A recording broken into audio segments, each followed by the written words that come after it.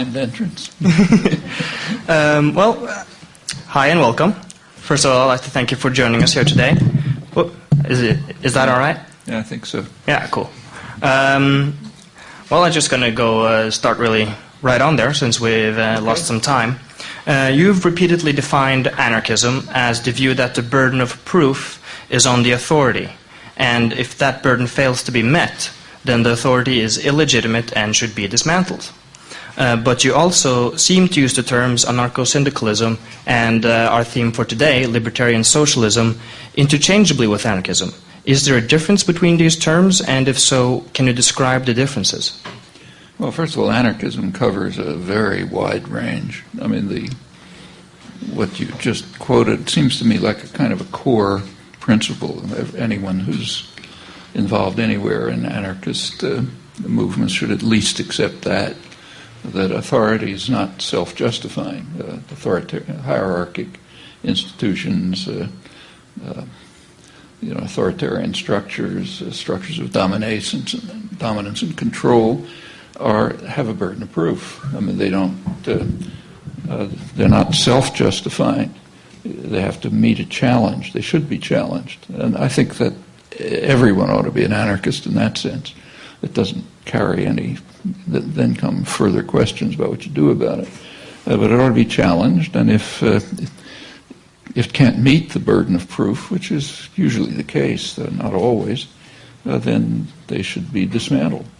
This should be done everywhere, from families to international affairs, professions, science, whatever it is. Actually, it's kind of striking that in some domains it's just taken for granted. Like in the sciences, if you're science students, it's assumed that the task for students is to challenge. You're not supposed to just copy what you heard. The fields would die if they did. So you're supposed to challenge, request, demand evidence and proof, and if you can't find it, change it. But that ought to extend to all of life. Now, anarcho-syndicalism is a little bit different. That is a particular brand of anarchism which was particularly concerned with things like workers' control by working people of production, the means of production, decisions over production. It's like a kind of a core part of it. That's the syndicalist part. Libertarian socialism is just the traditional word for anarchism. It's a French term originally, and so if you take a look at the French journals, socialism, libertaire, they're just anarchist journals. It's the non-statist component of the anarchist tradition, and a lot of it was anarcho-syndicalist in character. So one of the main French writers, Daniel Guérin, has published major volumes on libertarian socialism. He's basically an but dealing with the anarcho-syndicalist variant of it.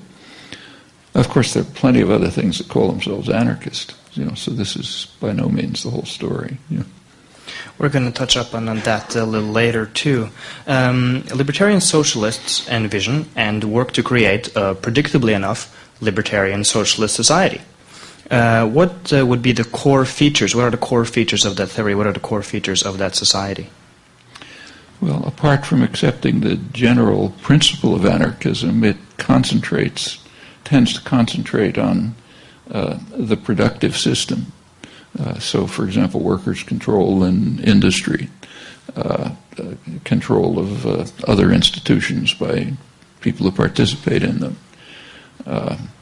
It's not inconsistent with what's sometimes called communitarian anarchism, which concentrates on control of communities by participants. In fact, they generally, both groups think these ought to be integrated. It's a question of where the focus of attention is. But I don't think they're real conflicts. It's just a question of what's prioritized, what's the center of concern and activity, what other things will flow from it. Partly tactical choices, partly ideas about where the source of creativity, power, search for freedom would be in a society. You can have different views on that. When we speak about anarchism, when we talk about anarchism, it's often about people understand it as not being organized, as being a kind of chaos. But in fact, it's trying to find the institutions that can be effective but are minimally coercive. In a libertarian socialist society, what kind of institutions would that be? Well, within the main libertarian socialist and especially anarcho-syndicalist tradition, what's assumed is it should be a highly organized society. It should be based on popular control at every level. So begins with, for example, control by working people of whatever institution they're working in, factory, offices, whatever it might be, and control of communities. And then these should be integrated through voluntary association. They could be regional. Then there should be federated structures that extend beyond, and on to organization of international society. But it should be highly organized, though controlled from below, not anything complex is going to have some degree of representative decision-making, but always under direct control and recall and so on. So it's kind of a, sort of pure democracy, if you want. In fact, the example, it takes the major achievement of mainly anarcho-syndicalist development was libertarian Spain, and it didn't have a lot of time. It was wiped out pretty soon, but it was what developed rather quickly was a fairly organized society with a lot of interaction between agriculture and industry and communities and so on. Pretty successful economically, too. That's interesting, because another challenge as a libertarian socialist when you're around and talking to people is the dominant idea that the current political and economic system is either joyously the end goal or joyously the end goal, or more common, sadly, without any real alternative. Is there no other way of organizing society, and are there real-life examples of libertarian socialist societies historically? Well, there's no libertarian socialist society on any large scale that was able to withstand destructive attacks. So, for example, Spain, which was the most successful, it didn't arise spontaneously, which it's often described as the 36 revolution. It was in people's heads. There had been many experiments, many attempts, takeovers, a lot of them crushed by force. There had been anarchist educational programs for 40 years, which extended over a lot of the population. So when the opportunity came, people kind of had in their heads a picture of where it should go, and then implemented ideas that they had. As I said, it was they were fighting a war, for one thing, and then they were under attack by their supposed allies. I mean, the movement was really destroyed by the communists. The famous May Day in 1937 was a communist-led attack on the anarchist structures and leadership. A lot of them were assassinated. The communists were the party of the petty bourgeois, the police, of course backed by the Soviet Union, which was just using this quite opportunistically. But during the period when and in fact communist armies went through the countryside destroying collectives, which were successful collectives. So yes, it didn't last. It didn't last against repression. It might have succeeded. There were interesting proposals as to how to fight the war. When the fighting was taken, what actually happened is if you look closely, during the revolution, first year of the war, roughly 36, July 36 to May 37, there was just unity among over the entire global power system that this had to be destroyed.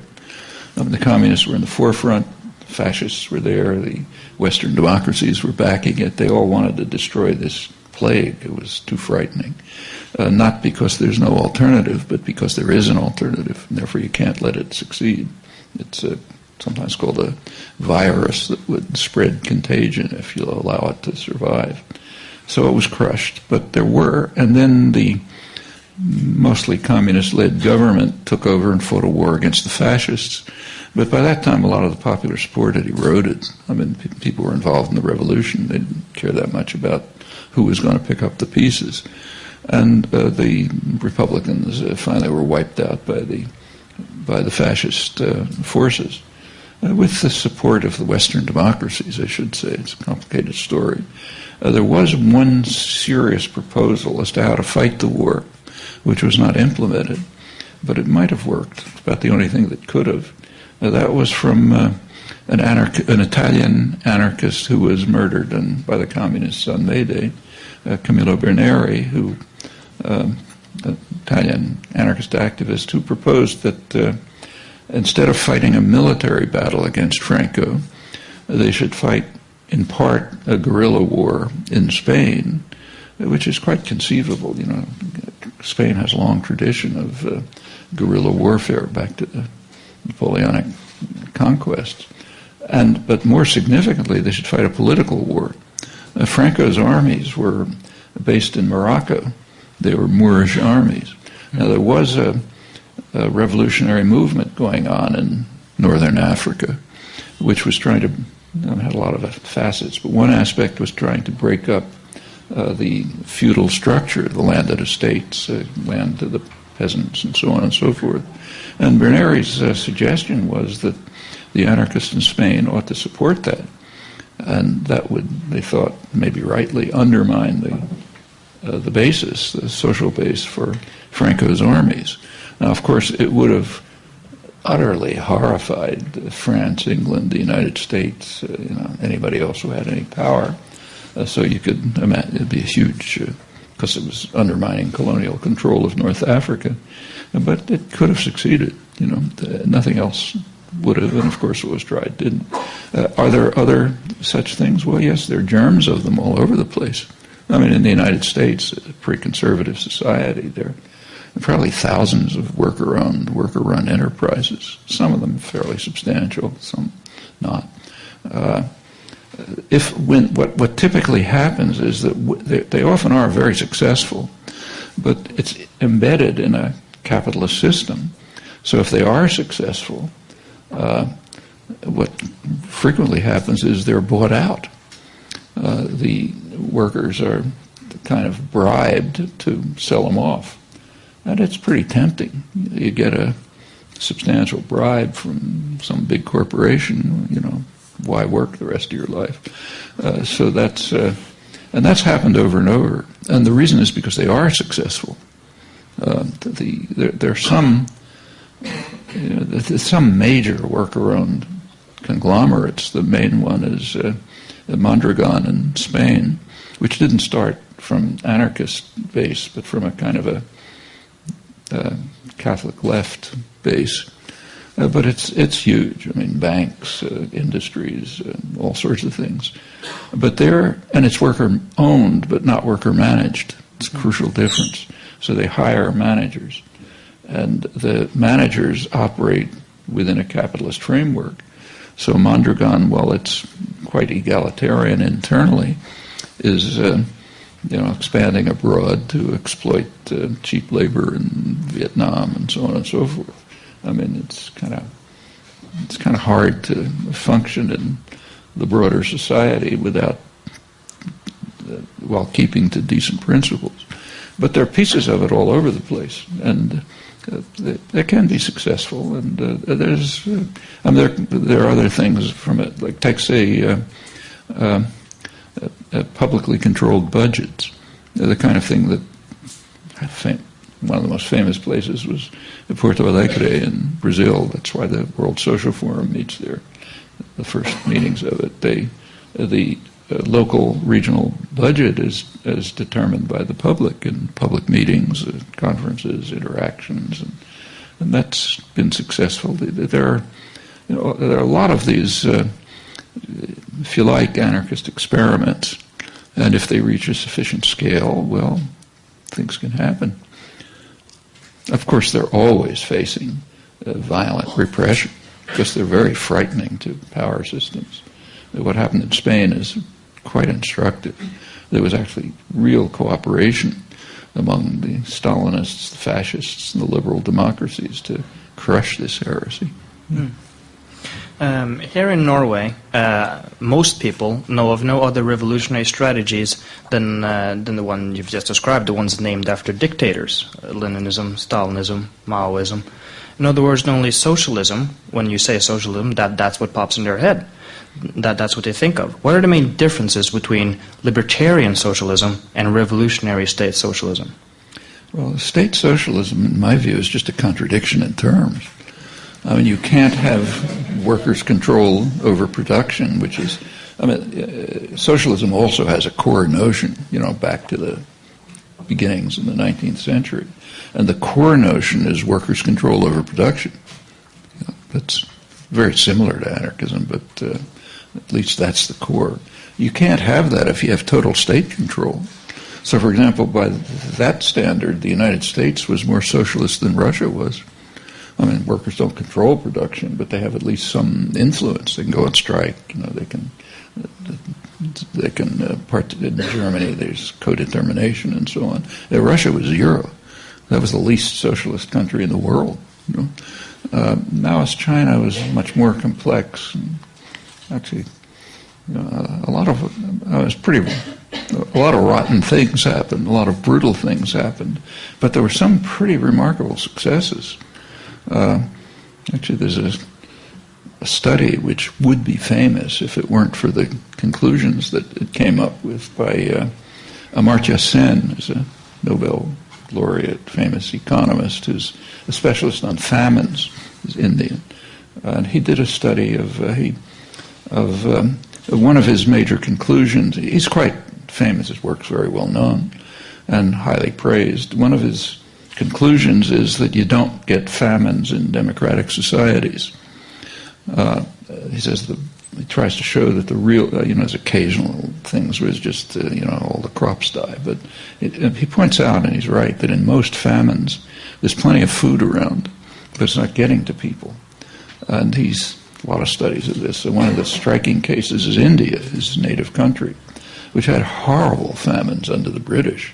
Millions of people died in the famines. And that went on until independence. Since independence, hasn't been a single famine.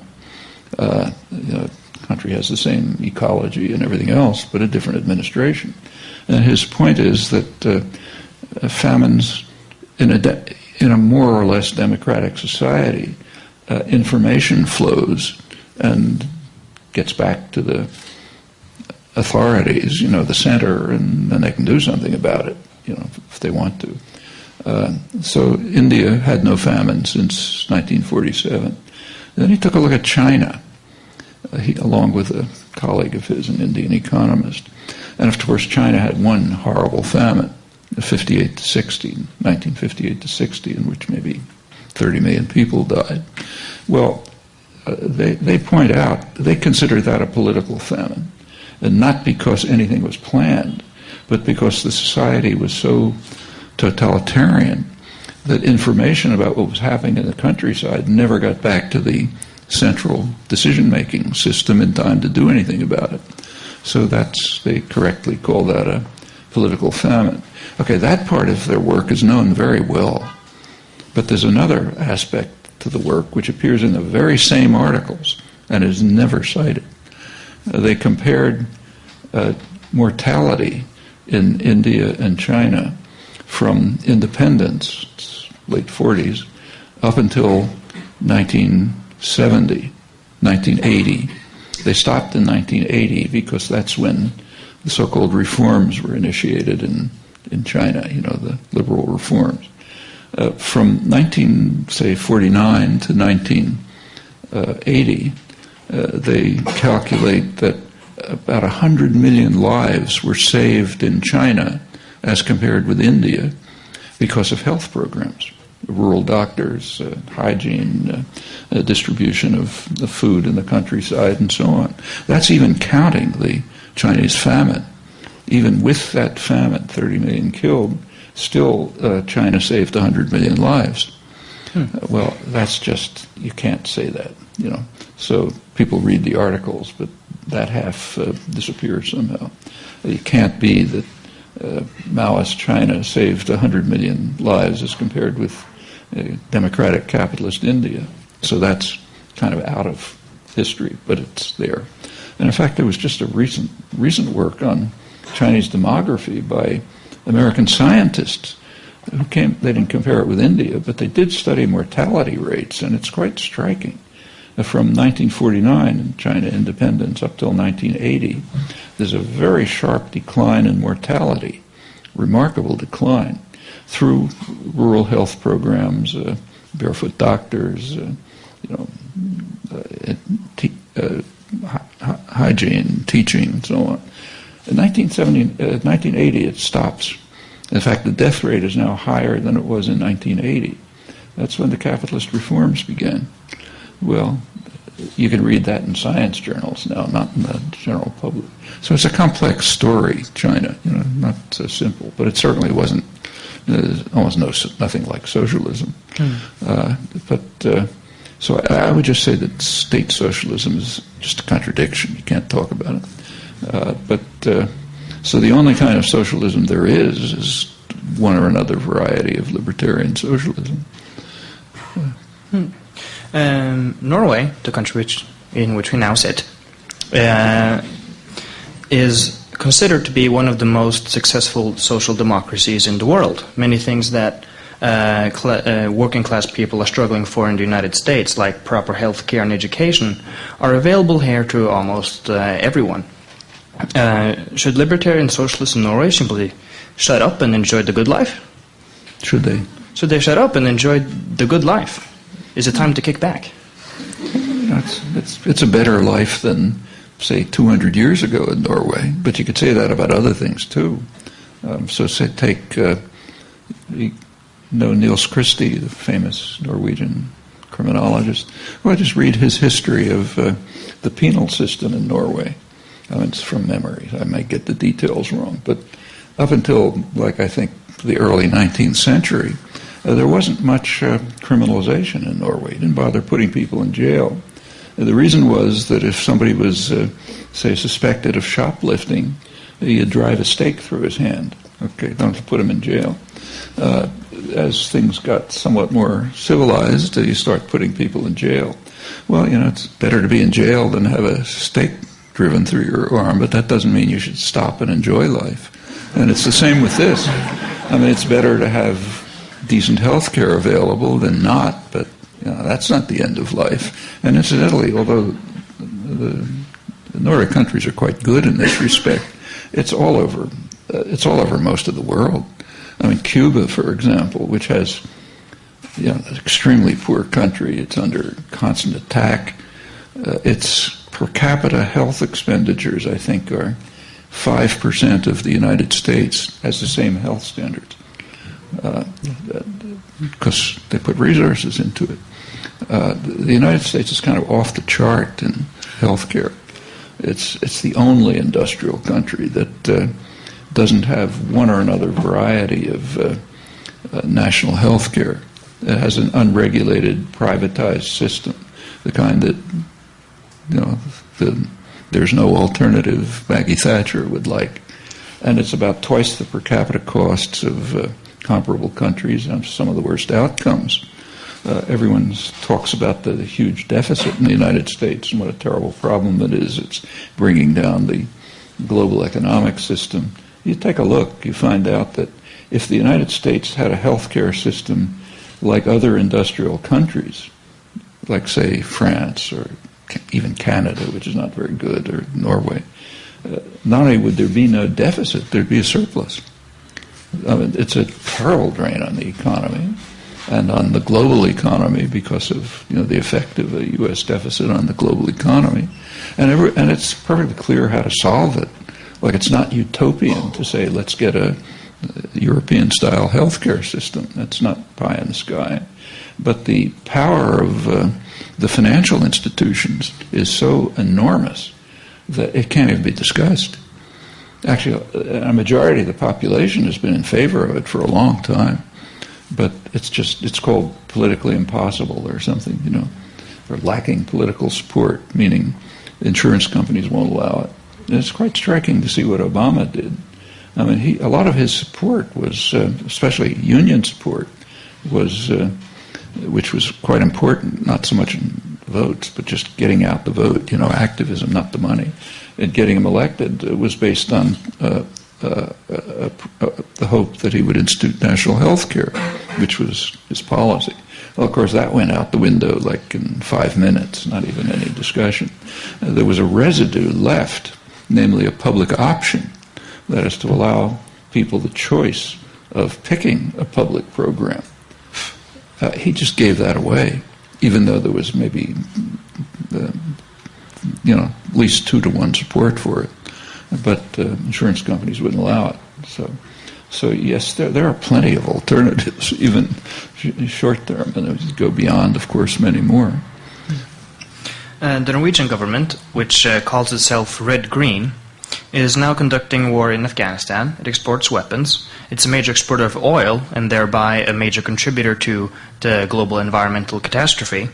And, we have benefits, healthcare, education. But if we put those aside, in Counterpower's analysis, this state is neither red nor green. Rather, it's a state which, instead of crushing capitalism, as is the right thing to do with it, is administering capitalism.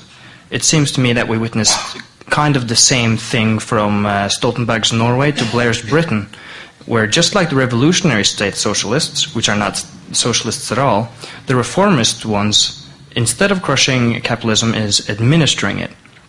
Would you agree with me that that means that state socialism, as it's called, either in its revolutionary or reformist variant, is ultimately a dead end for those that long for a future beyond capitalism?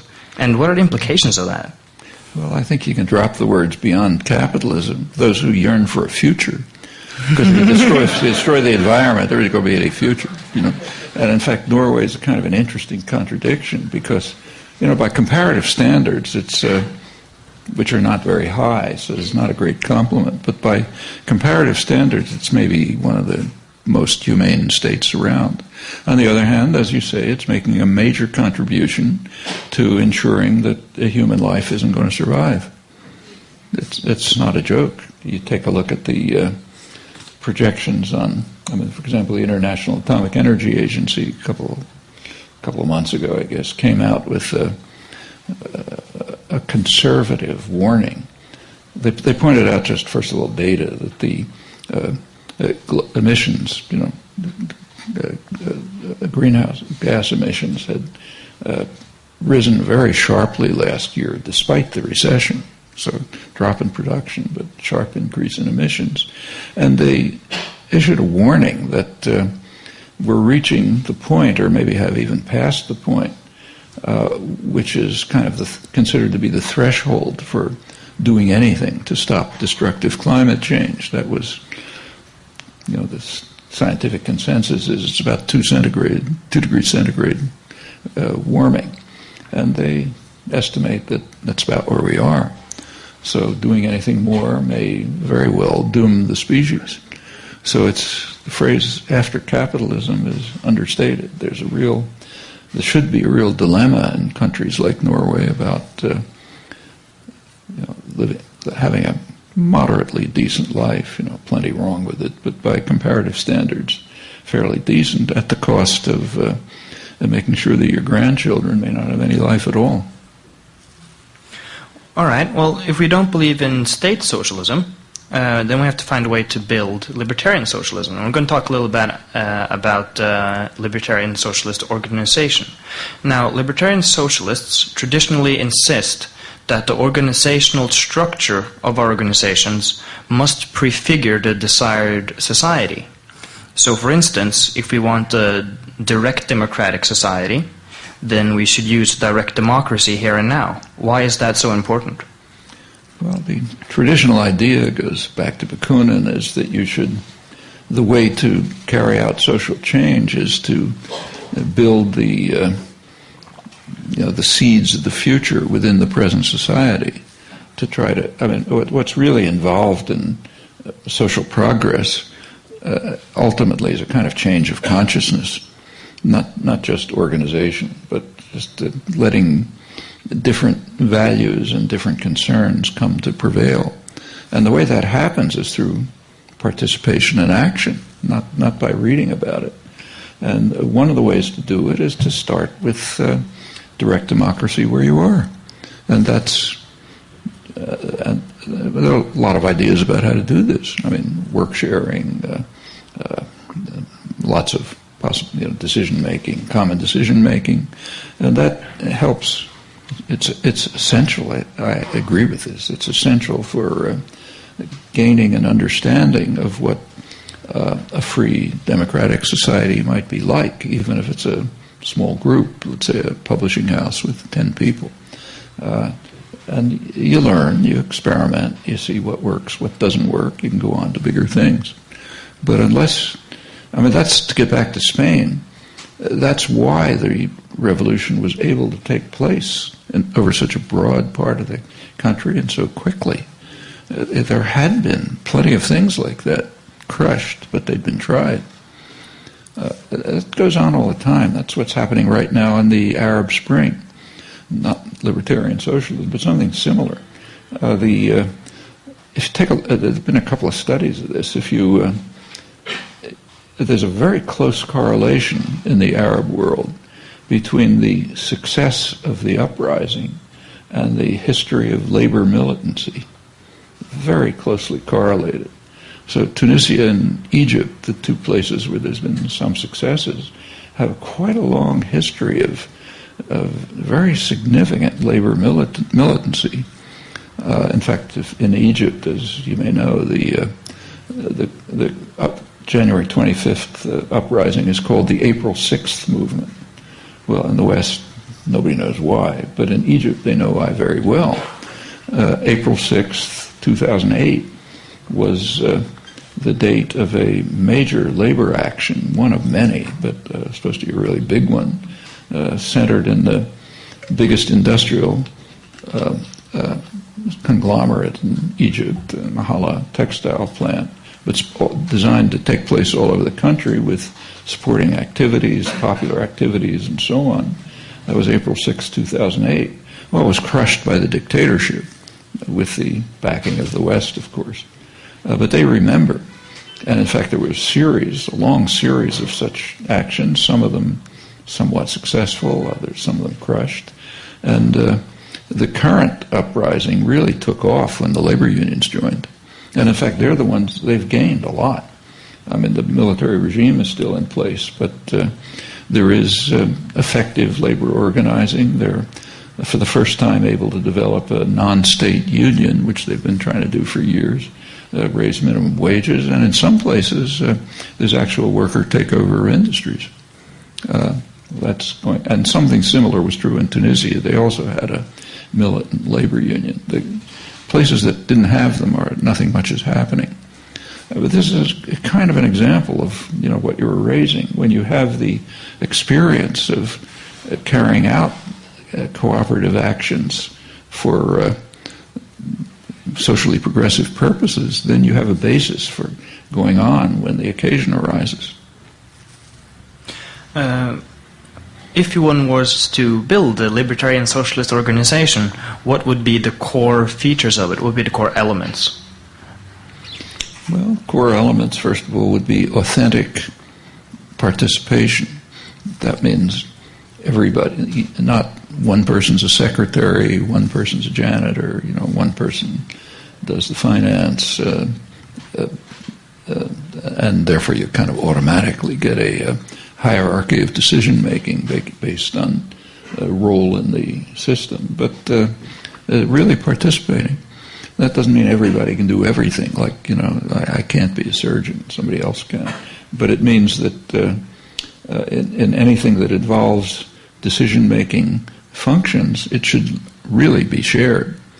It should be true in, say, universities, like where I am, or publishing houses, or factories, or anywhere else. That's the beginning. And as soon as you do that, it just breaks down barriers among people. For one thing, it means, I mean, there is some kinds of work that nobody wants to do, but has to be done. Well, that has to be shared. If that's not shared, then you got a problem. But that can be instituted. A joint participation, decision-making can be instituted.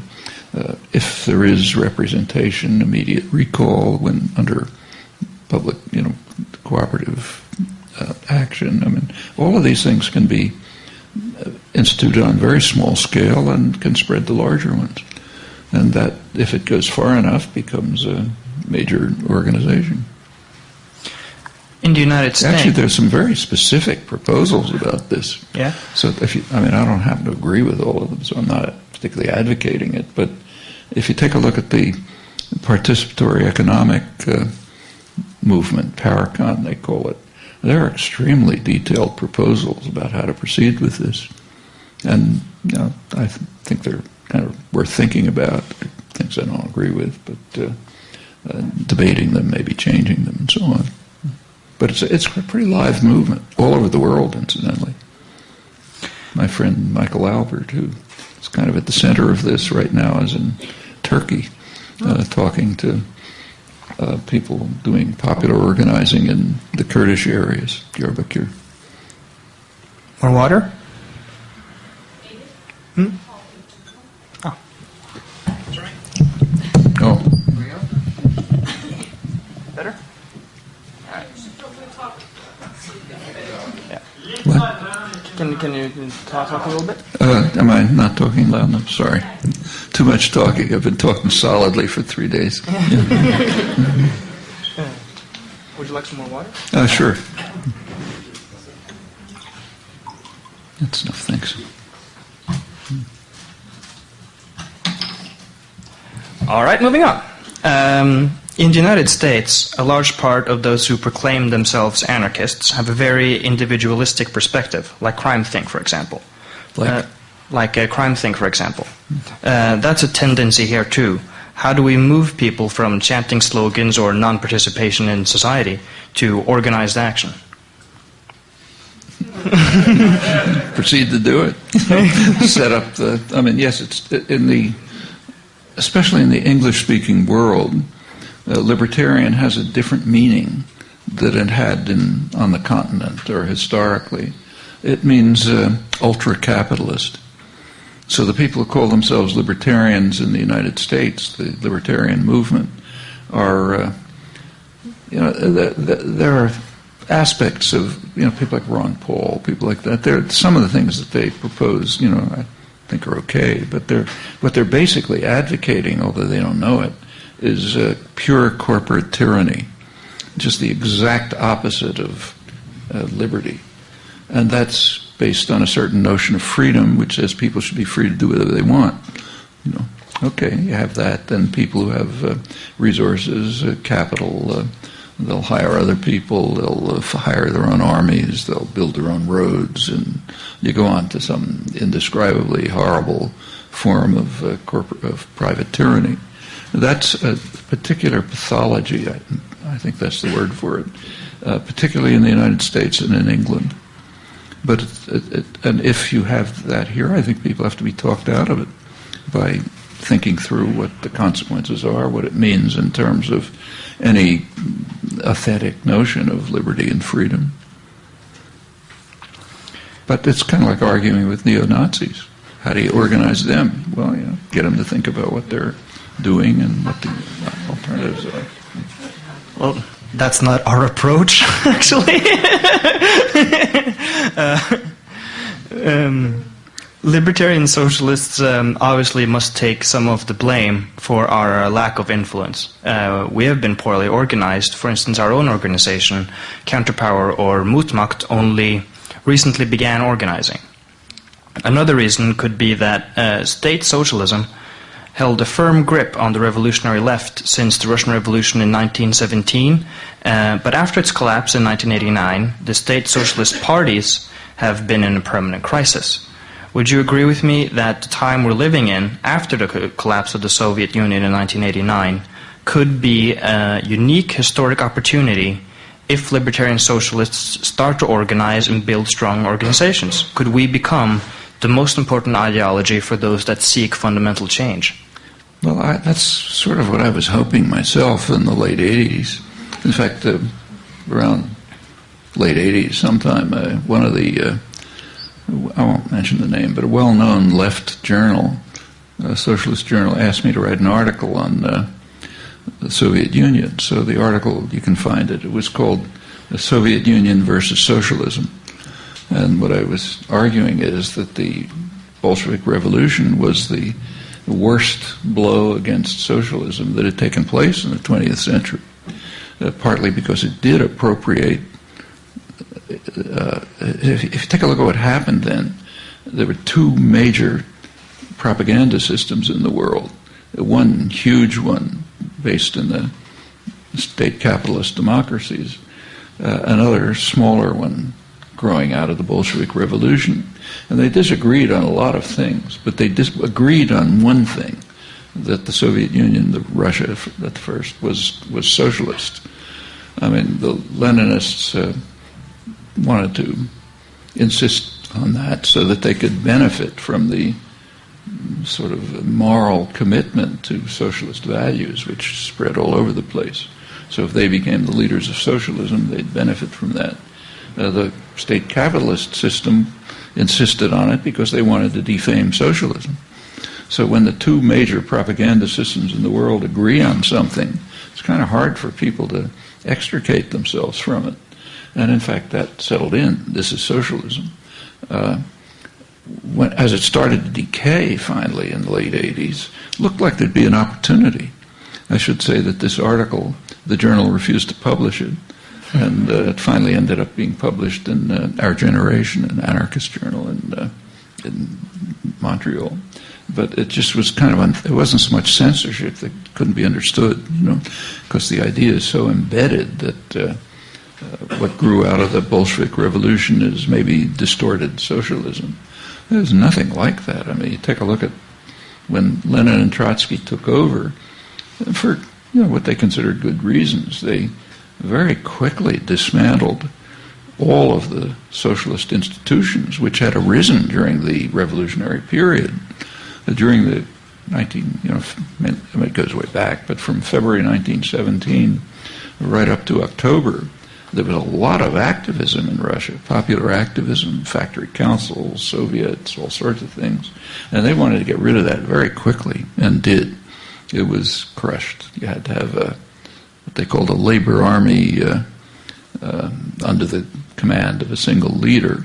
And there's an ideology behind it. It wasn't just the ideology. It was it's their version of Marxism. I don't think it had much to do with Marx, but their version was that you can't have a socialist revolution in Russia, which was a poor, very poor, mainly agricultural society. First, you have to drive the population to industrialization, and then after that, the iron laws of history will begin to work, and so on. So to drive them to industrialization, you had to destroy all of the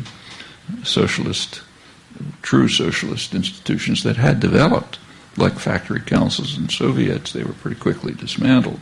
Of course, the convention was dismantled because that was going to be taken over by the radical peasant movements, and peasants can't be radical according to their view, though not Marx, incidentally. But that just crushed socialism very quickly. When we talk about these two, the state capitalist democracies and the authoritarian communist regimes, one of the things that comes up a lot is, as a libertarian socialist, is I think a lot of the common doubts or questions when it comes to any anarchy... Oh, I think I've already asked this question. Get a different answer. Oh, okay. Yay! All right, well, I'll try another one then. An often heard objection against a libertarian socialist society is that no one would bother to work in it. You think that's a valid objection? What about those that don't want to work? Well, it's an interesting concept. Actually, this is one of the things in which I've differed for some time on with the Paracon people. Mm. They basically have the same view.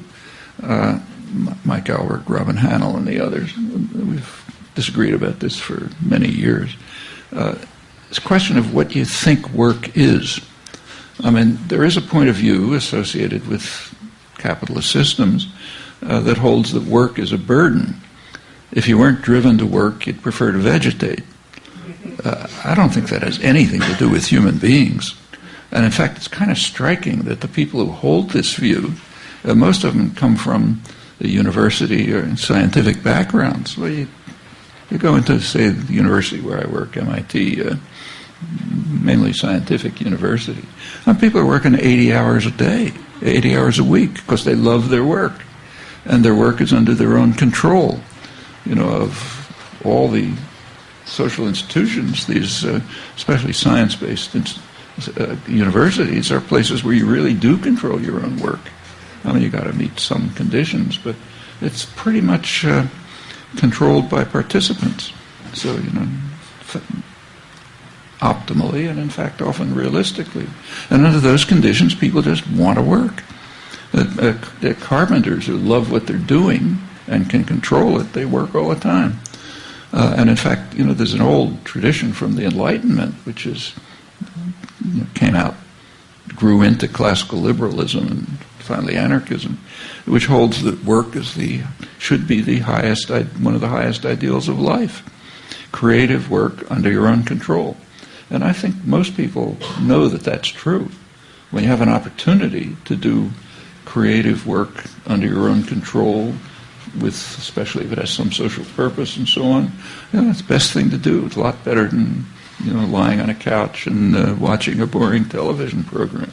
So I just think it's it's a concept of work that comes out of capitalist ideology, which says people have to be driven to work. Actually, it's very interesting to watch the debates about this. It's debated in mainstream circles, not so much in these terms, but take a look at the debates about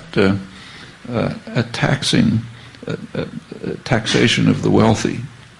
The standard argument against taxing the wealthy is, well, if you put high taxes on the wealthy, they're not going to do anything.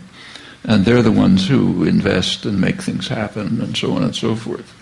Now, the people who press this most are economists.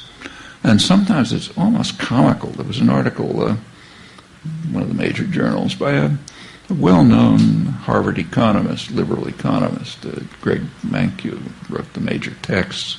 And he argued, he said, look, you can't, he's kind of a liberal, he says you can't tax the rich because they're not going to do anything. And then there's no economic theory behind it or any other theory, but he gives an example of himself. He says, well, if I didn't have a high salary, I wouldn't do anything. You'd never get anyone in a university saying that except from an economics department. And that's because the ideology is so built in. They can't think. They can't look at the next office and see that the guy's in the lab all day because he loves what he's doing. Of course people want to do meaningful work, especially if they can run it themselves. The Paracon position that I've disagreed with is they believe that remuneration ought to be proportional to input. The harder you work, the more you should be paid. But I think that's a very demeaning conception of not only of what work is, but what human beings are like. And I don't even think it's true. In fact, they themselves work very hard and they don't get paid for it. So are they different from other people?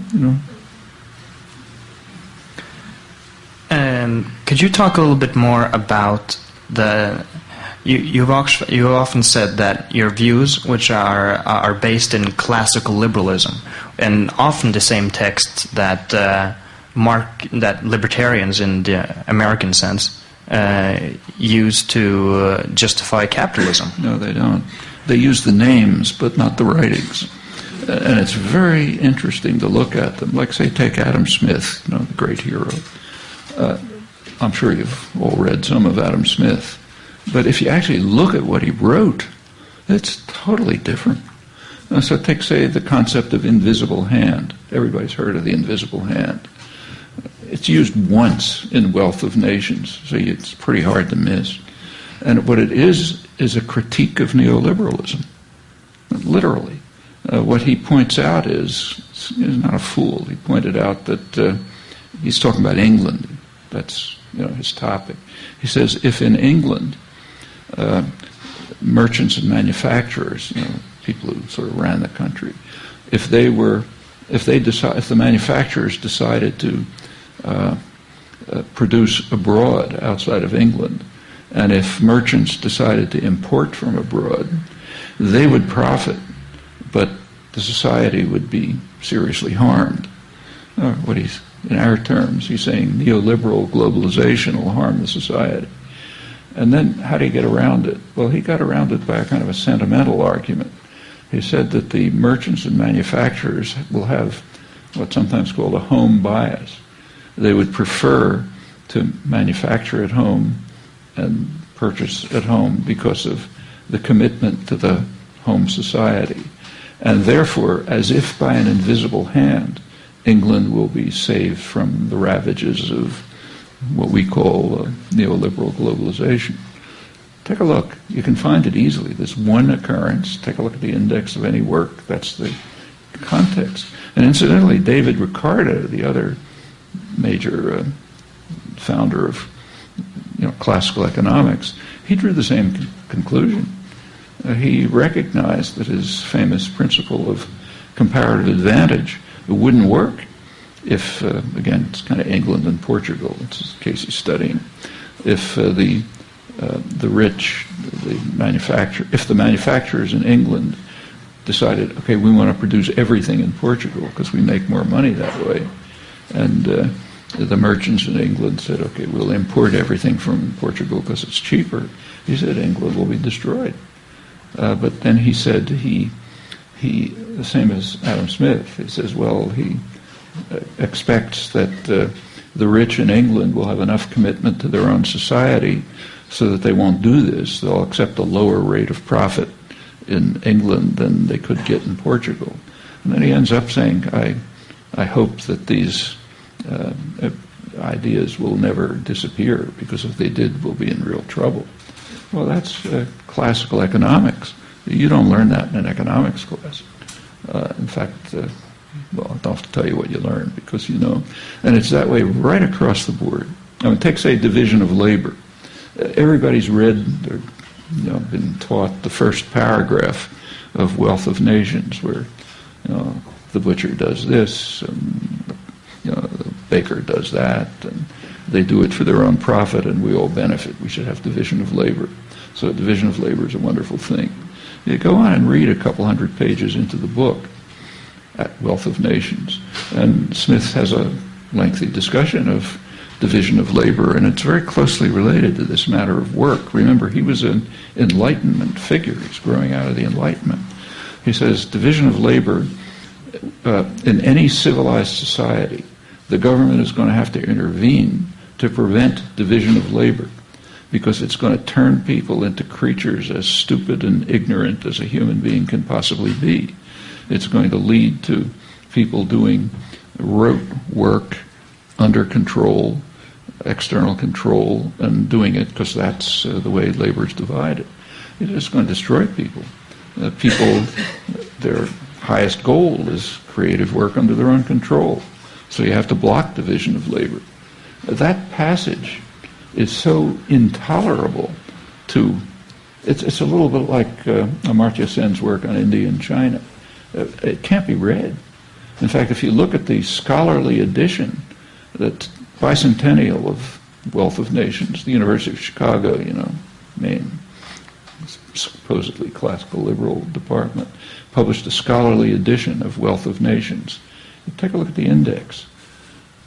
It doesn't even give an index entry for this discussion of division of labor. It's just too unacceptable.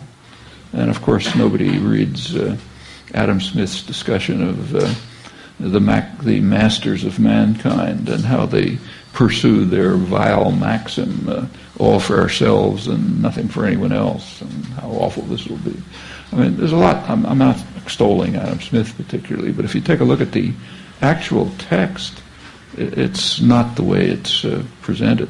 So I think it's correct to say that classical liberalism was this. It grew out of the Enlightenment, and it's the source of not only the anarchist movement, but even Marx drew from that same tradition, the same tradition about work, for example. And in fact, the early Marx manuscripts read very much like classical liberals. Von Humboldt, Smith, and others, is coming from exactly the same background. I kind of agree with Rudolf Rocker, who's one of the main anarcho-syndicalist intellectuals and historians, who argues that classical liberalism, as he put it, was wrecked on the shoals of capitalism. It was pre-capitalist.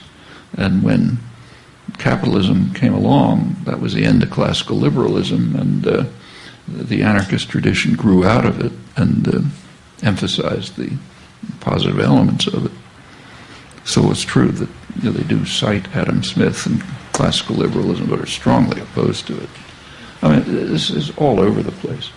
Take about a century ago in the United States and increasingly in the other state capitalist systems, corporations were given extensive rights, given the rights of persons in particular. Back about a century ago, there were conservatives. By now, this is the name, but it doesn't exist. And conservatives bitterly opposed this because it's an attack on the fundamental principles of classical liberalism, that rights inhere in persons, not in organic entities created by state power. They don't have rights. But that's the way our so-called liberal societies work now. These organic entities have rights, enormous rights, in fact, greater than the rights of persons by now. Just totally inconsistent with classical liberal ideals. I have one final question before we move over to some questions from the audience. It's a little cruel. If I have to force you to generalize, what would you say are the most important tasks for libertarian socialists today? Usual task: create real libertarian socialist movements, and then you can proceed to do a lot of things that ought to be done, from carrying out the kinds of reforms of existing society that are very badly needed, up to creating the germs of a future society in your own lives and activities, and then expanding them. But there's no particular thing to pick. I mean, if you take a look at say maybe the oldest anarchist journal in the English-speaking world, at least, Freedom in England. If you read the articles in Freedom, they range from how to deal with, how to get involved in particular crucial social struggles that are taking place right now. Let's say onerous tuitions for English students, which are going to wipe out opportunities for the poor to go to school, the crushing of strikes, whatever ecological issues, whatever it may be, up to designing and trying to implement parts of a future society. A whole range of things is there, and there's plenty of it. I mean, and some of them are really critical. Like the human species is in a very unique stage of its history. We're at a stage where we can destroy ourselves. And in fact, it's almost inevitable the way things are now structured. Partly nuclear war, which is always imminent, and the threats are getting worse, kind of a miracle humans have survived. And the other is environmental destruction. And unfortunately, the environmental destruction is virtually an imperative in existing societies. It's part of the state capitalist system.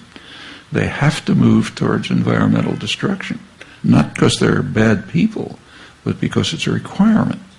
I mean, if you're the CEO of a corporation, you may be the nicest guy in the world. You may be giving away all your money to the environmental movement on your own. But in your role as CEO of a corporation, you are compelled to maximize profit and to ignore what economists call externalities. That is, the impact of your transactions on others. Well, that's why we have repeated financial crises ever since Reagan and Thatcher.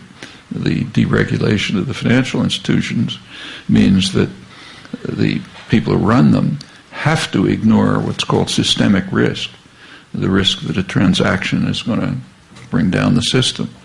And since you ignore it, you're increasing the probability of it, and therefore it repeatedly happens. So we repeatedly have financial crises, each one worse than the last, ever since around 1980, when Reagan and Thatcher began. There's no alternative. But in that case, financial crises, well, there's a kind of a remedy. The taxpayer can come along, the state can come along and rescue the financial institutions, which is what just happened and is going to happen in Europe pretty soon, as soon as Greece defaults.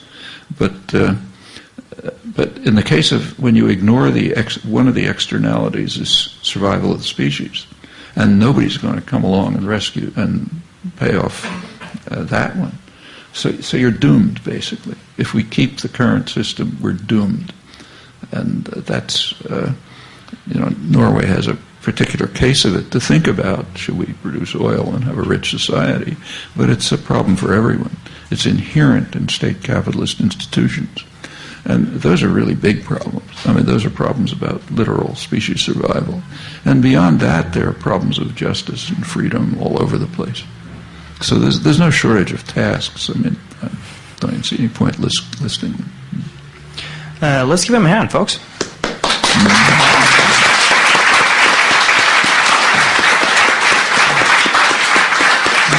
Great.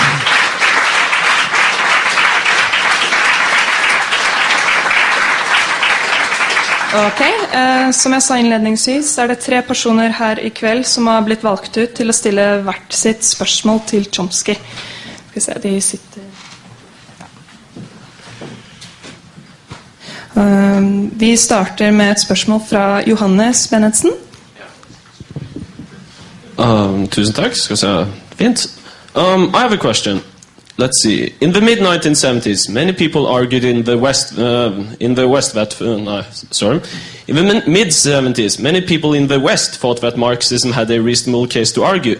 But in the mid-1980s, many of them no longer considered that it had.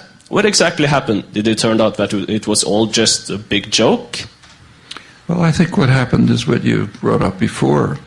Marxism was associated with the Soviet Union and Maoist China and other so-called communist systems. But, Marx would have turned over in his grave to see what they were doing. They were radically anti-Marxist. Radically. But as long, take, say, the way the Bolsheviks, Lenin and Trotsky, decided they had to drive the backward peasantry to industrialization by force in order to lead ultimately to a socialist society. In the last 20 or 30 years of his life, Marx was working on peasant society in Russia.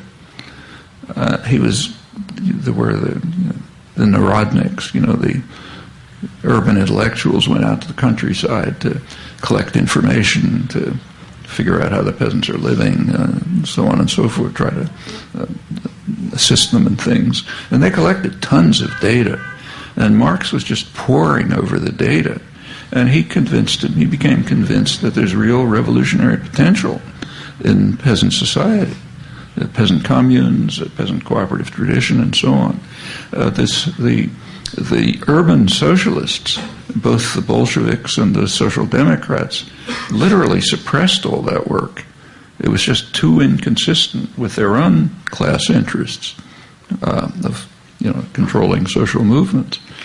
So that was gone. And the same is true across the board. I mean, I'm not, again, kind of like Adam Smith. You can't worship Marx, but he had things to say.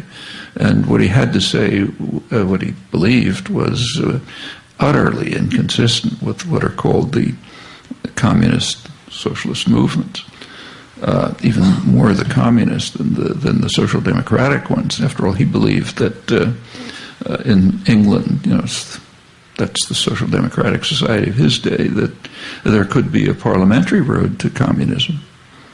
But because there was enough participation of the public in decisions. But in any event, once you associate Marx with Russia, and it's clear that Russia is becoming a disaster, as was becoming clear by the 80s, well, of course, then you have to say, let's give up Marx. And I think that's essentially what happened. Ok, neste spørsmål fra Sveinung Legård. Det deg.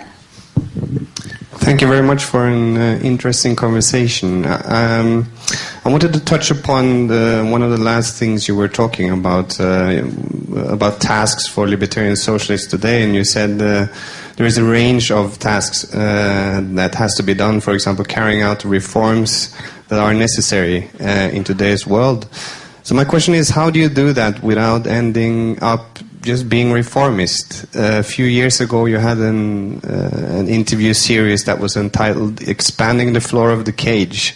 So how do you expand the floor of the cage without, accepting the cage? You don't accept it. You expand the floor of the cage. That was a phrase taken from rural workers' movements in Brazil, where they say, yeah, we're in a cage, but we can't. We're in the cage. We can't deny that we're there. We have to expand the floor of the cage, so then we can break out of it. And yes, that's the way we should expand the floor of the cage. Expand the floor of the cage too, with the goal of breaking out of it once we've created the basis for going beyond. You don't have to be caught up in the existing structures of power in order to try to, while you're trying to improve them. That's a step towards dismantling them. So I don't think it's by any means the same is true of, say, the Spanish anarchist revolution. It began for years with trying to create collectives within the quasi-feudal, quasi-capitalist system. And that made sense. And then when they had a chance, they broke out of it. Okay, our third and final question for tonight is from Martin Ravneberg. There has been real public demands and mobilization for political change in Eastern Mediterranean countries like Egypt and Tunisia. Well, we saw this demonstration spread to the western part of the Mediterranean, like Greece and Spain. Same kind of mobilization, a lot of rage. But we see only what I would classify as mildly reformist concrete alternatives coming out of this, like the reform of the election law in Spain. Why are we not able to transcend our current notion of Western democracy? And to what extent do you think theory is necessary to create a viable public alternative to the current status? Well, theory is a kind of a fancy word. It makes you think of physics or something like that. I mean, we should have ideas and principles and things that you debate and discuss as concrete things. For example, in a future society, should remuneration be contingent on effort, as Paracon insists, and I think that's wrong. Those are things which we should discuss and think about. I don't see any point using an inflated term like theory to discuss this. It's mostly common sense. Not enough is understood about humans or societies to have far-reaching theories from which you can draw conclusions that mean much. But yeah, you should think about what you're doing, think about the consequences. In that sense, of course, you should have theories. Why haven't these movements gone far enough in Spain and Greece? Well, they're facing very immediate problems. Greece is facing the problem of destruction of the society. Spain, it's not quite that bad, but it's not that far off. And the popular movements, I think, are pretty impressive, especially in Greece, as far as I can see, they haven't formulated sets of operable demands. In Spain, they have, like the programs that are coming out of the indignados, are feasible. They could be implemented in Spain, and if they do, they could make a difference, and you could go on for more. But that goes back to your questions. But do we have to get caught up in reformism? No, you don't have to be caught up in it. You have to see it as a step towards something else. All right. Well, I actually think we have time for one more question, so don't clap yet. Could raise your hands. And does anybody have one more question? Don't be shy. Yeah. What does remuneration mean? What does remuneration mean? Oh, that means pay. Pay, basically. Yeah. Remuneration Sorry. is pay. Yeah. Shouldn't use fancy words. Jeg kommer bakover her, så får dere mikk.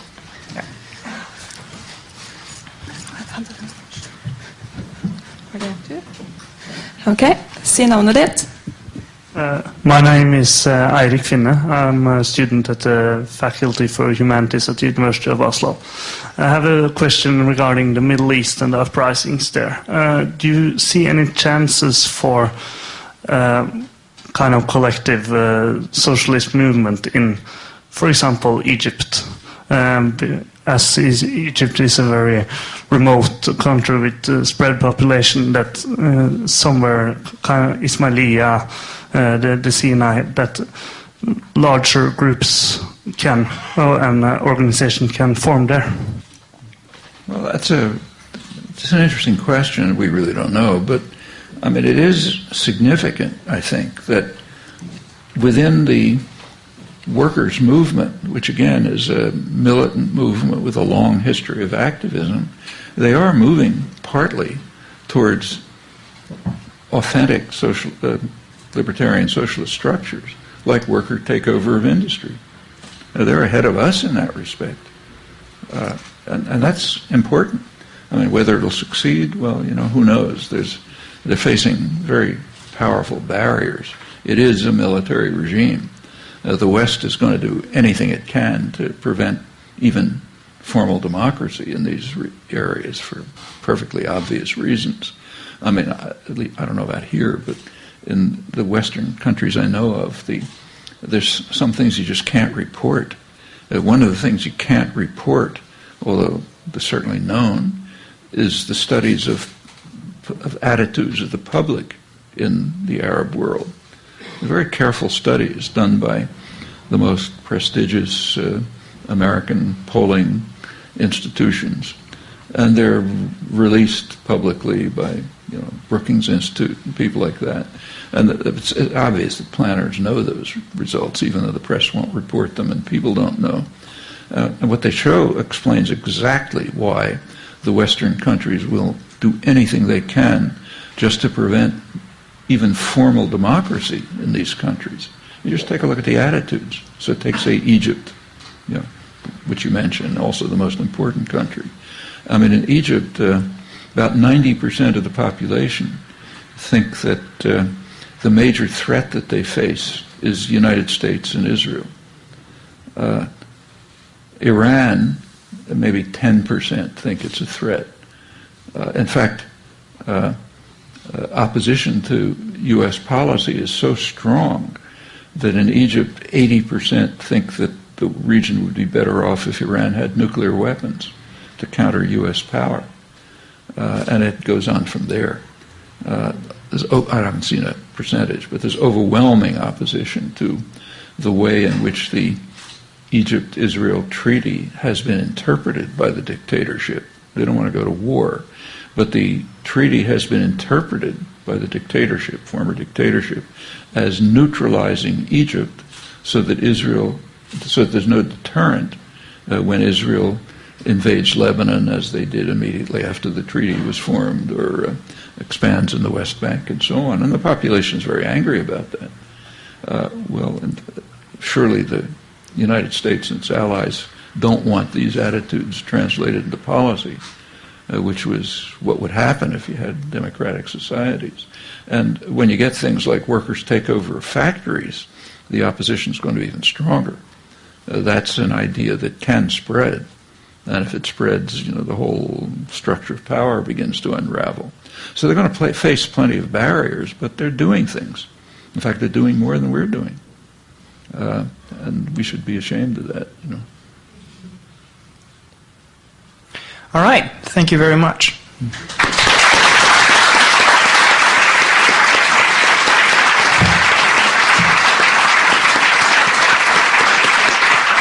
We have... Keep clapping.